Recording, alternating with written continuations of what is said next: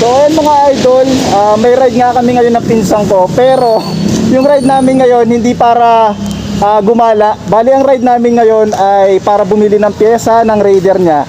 So ang pupuntahan namin ay sa may bandang Payapa, malapit sa Fantasy World. So ito, nakapagpagas na rin ako dito sa may Ohm 7 sa Agoncillo. Kaya okay na, tara, let's go! Yung pinsan ko mga idol, ito si Ricky. Meron siyang nabiling Raider. Katulad sa akin, Raider Carb 2019 model. Bali syempre dahil second hand, lagi naman talaga na meron tayong may encounter or malalaman na problema dun sa motor. Nakita namin na may tagas na pala dun sa may oil cooler hose. Dito sa Lemery, nagpunta na kami kahapon, wala talagang mabilhan. Nagkataon, sarado pa yung mga yung Suzuki tsaka yung Motor Central. Dun sana kami magtatanong, baka mayroon sila, kaso sarado. Buti yung isa kong tropa, si Mac Kasapaw, shoutout sa'yo boss. Tinawagan niya yung binibilhan nila kasi mekaniko yun. Kinontak niya yung taga Payapa. Bale, legit daw talaga, magaganda yung pyesa. Tapos kumbaga sa presyo yun, okay lang naman, kumbaga sakto lang. Kasi ang sabi naman niya, hindi pa ganung, hindi naman laspag. Ayun, kaya nakausap na rin namin kahapon. Tapos na pag-usapan namin, dapat pala kahapon namin yun kukunin, kaso nasa karera daw. Nasa karera daw sila. Tapos ito na pag-usapan namin ngayon, Monday.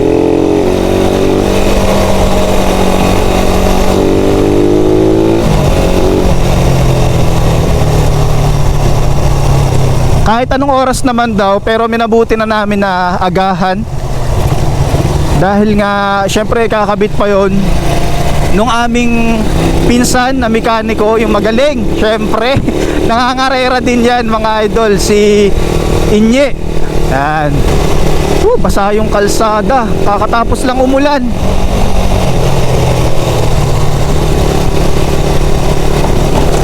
Yung dadaanan namin, looban. Hindi na kami sa highway dahil nga sabi naman ni pinsan mas mabilis daw dito. Sementado rin naman yung kalsada. Puro pahon nga lang yung dadaanan namin. So yun, mamaya tingnan natin kung legit talaga, kung magaganda talaga yung mga pyesa, kung okay ba siyang i-recommenda sa ibang mga kasamahan natin na naka Raider 150 carb. Hindi ko alam kung yun lang yung, kung para sa Raider lang yung pyesa nila Tingnan natin, baka meron din sa mga ibang motor. Nagsisimula na yung mga paahon hanggang mamaya pa tong ganito.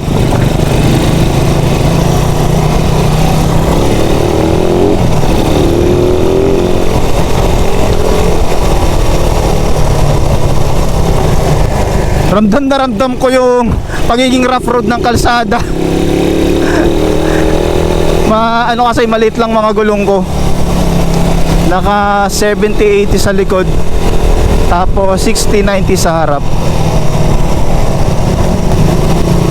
May naka-Raider din dito. Pinampapangumpay lang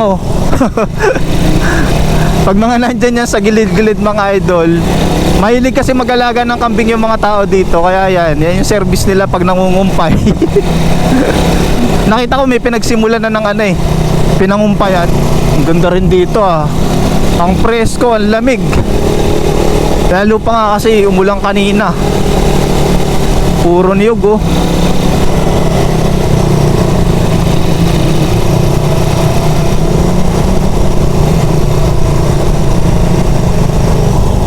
ang ganda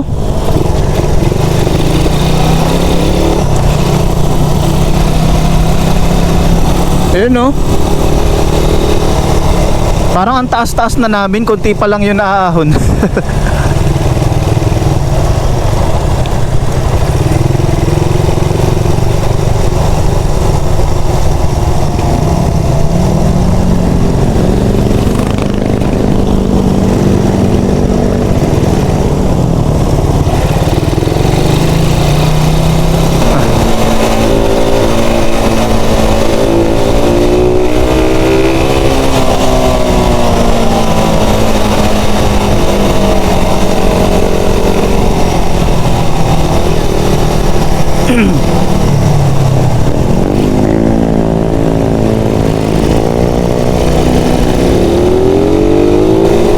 Grabe yung lugar na to parang halos wala pang mga bahay na ano magkakatabi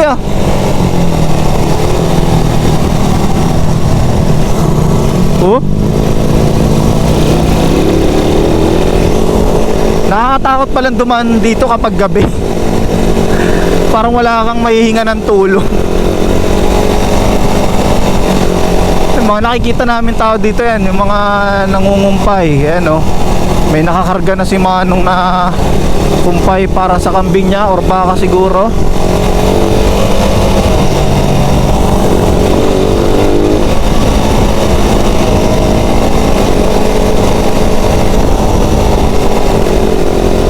Ngayon lang ulit ako nakalayo Parang hindi na sanay yung kamay ko.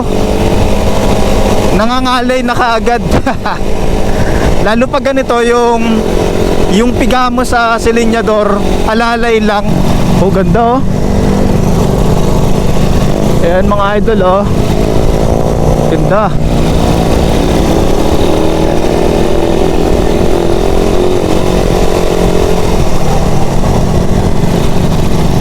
Oh, ganda ng tanawin dito.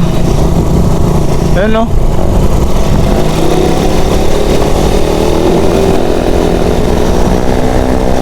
Oh, may bahay na ganda pa.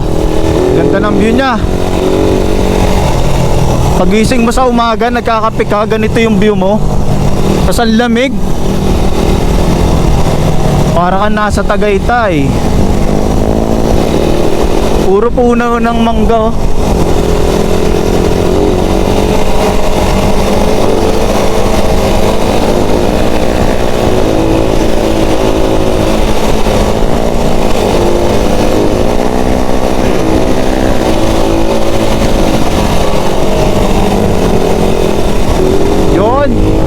Gumanda na yung kalsada ulit.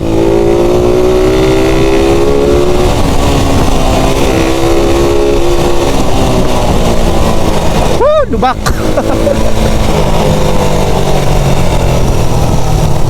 Wow! Ayan mga idol kita dito yung bulkan ng Taal. Ganda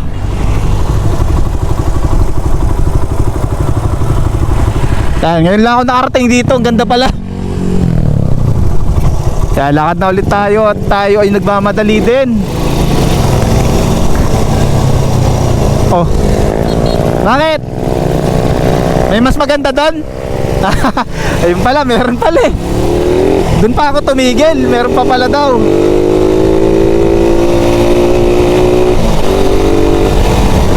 Ito pala yung ito ata yung restaurant nung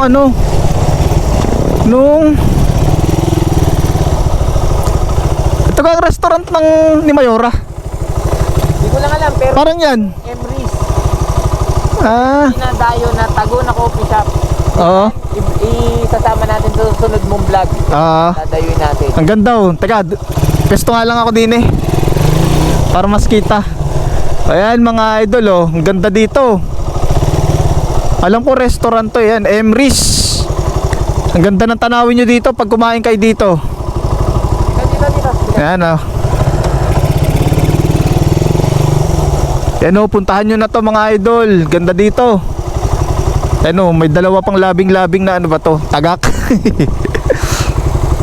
Ganda kitang kita, overlooking. Para sang para sang Panapol na restaurant. Kapihan, breakfast. Pwede rin magpa-event dyan Ayun. Saan puntahan natin, tanongin natin sila. Sige. So alis na kami mga idol. Ayun, sa susunod pupunta kami dito.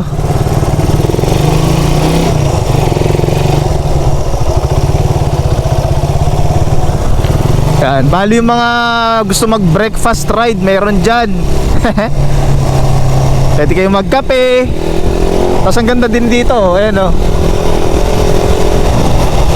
okay na okay mag ride dito. Hindi pa ganun kadami yung sasakyan.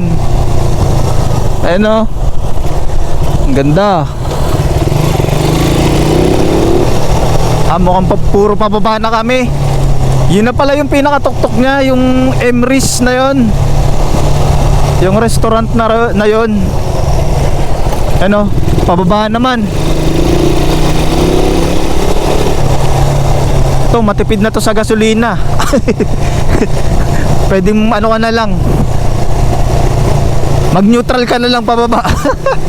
Ito, may mga bahay na dito.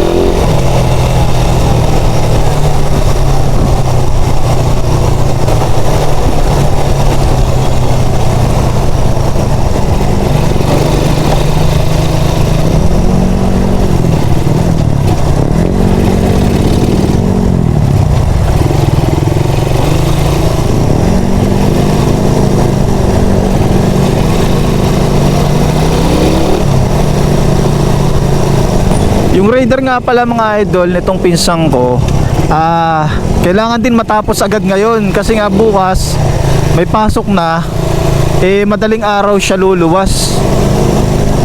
Dun siya sa sa Marikina siya nag-work. Sa Makati pala, sa Makati. Bali, prof nga pala siya doon, teacher siya sa Makati. Pero siya yung umuwi sa Marikina. Mukhang naliligaw na kami.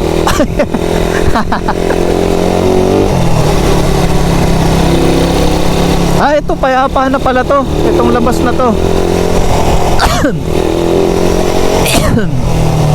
Inubo pa tuloy ako, lamig eh. Boom, muntik pa nga.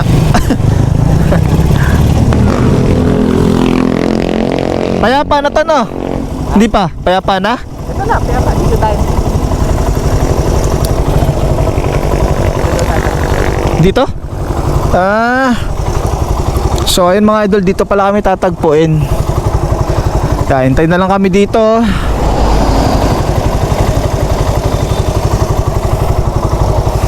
Okay. Thank you sa akin Gen 1 at kondisyon naman siya. Hindi tayo nagkaroon ng aberya. Sana ganun din pag uwi. Ayan. 1 hour later. So ayan mga idol, pauwi na kami. Nabili na nga namin yung mga kailangan namin pyesa.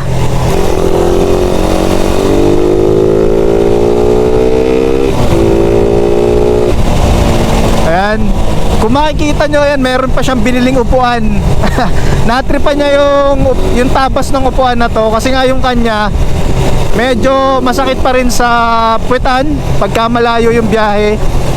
Naka big tire concept naman siya, kumbaga malaki yung gulong niya. Itong nabili niyang upuan, 500 pesos yan, stock yan na may tabas. Ang ganda ng pagkakatabas niya, hindi manipis yung upuan. Tapos babagay sa motor niya. Sa akin kasi hindi babagay kasi naka slim tire lang ako. Makapal pa kasi yan. Yung nakakabit sa akin ay JRP flat seat. Kaya sabi ko hindi naman babagay sa akin. Pag nag big tire na lang din ako bago na ako magganyan. Nabili niya na din yung oil cooler hose. Ayun, fresh na fresh. Kaya yun, talaga marerekomenda ko yung seller. Bali, popost ko nga dito yung kanyang Facebook, para if ever na meron kayong mga gustong bilhin din. Ang alam ko nag-ship din naman siya. So yun mga idol, hanggang dito ko na lang tatapusin tong aking vlog. Salamat sa panonood. Sa mga bagong viewers po, paki follow yung aking page at pa-subscribe na rin po sa aking YouTube channel. Ayun, ride safe po sa ating lahat at maraming salamat po sa inyo. God bless. Ingat po.